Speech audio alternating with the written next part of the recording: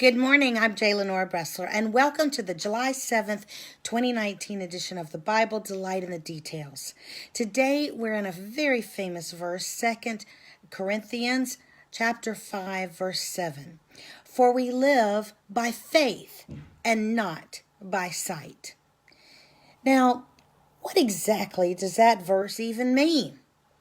Well, I think that most of us have a vague understanding of it, but I read something recently that really crystallized this for me in a whole new way.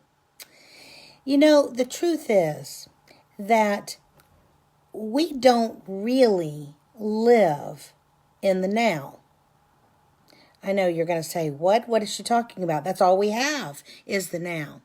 But think of it this way. The light that we see is actually coming to us over a distance. You know that it takes, I think it's, 9 minutes for the sunlight to reach us from the sun? And therefore, we're actually seeing the past. When you look at stars, those stars, many of them may not even exist anymore, but their light started coming to us years and years ago. So we're seeing the past. When you go to a canyon and you call out and the echo returns to you, you can hear that difference. You hear it much later than you spoke it because it took time. So actually, what we are seeing and hearing today is technically the past. Now you say, well, how's that supposed to help me?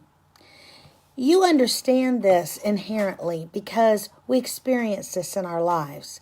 Here's what I mean. How many times have you experienced something, a moment in time, and you've believed that that was going to be a critical moment? Either this was going to be the start of a whole new wonderful life, or this was going to be the end of the world as we know it. And yet, time has revealed the true perspective of that moment. Maybe it was not all that. Therefore, we have to live today in light of the future, because it's really the future that informs what today is. If we do not understand where we're going, then we cannot understand where we are right now.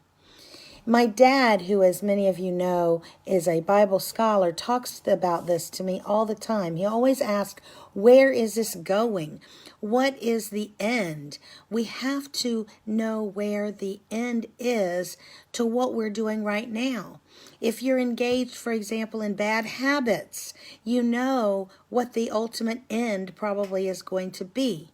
But it's only because of the end that what we're doing now has any significance or makes any sense.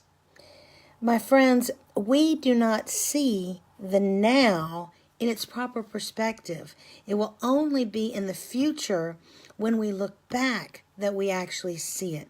And that is why we have to live by faith. We have to let God shape what we're doing now because He sees the end. He understands how today is going to actually matter. We may not.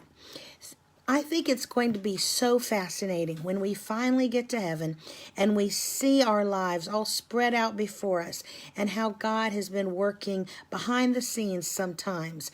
As you've heard, our lives are tapestries and we're seeing it from the backside with all the messed up, weird conglomeration of yarn.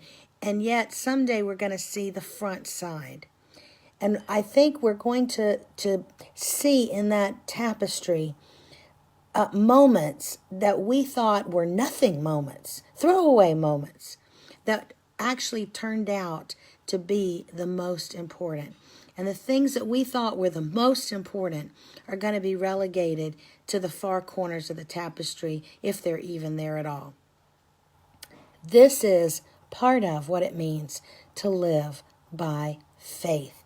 It will only be later in the future that the now is seen clearly and in its proper perspective.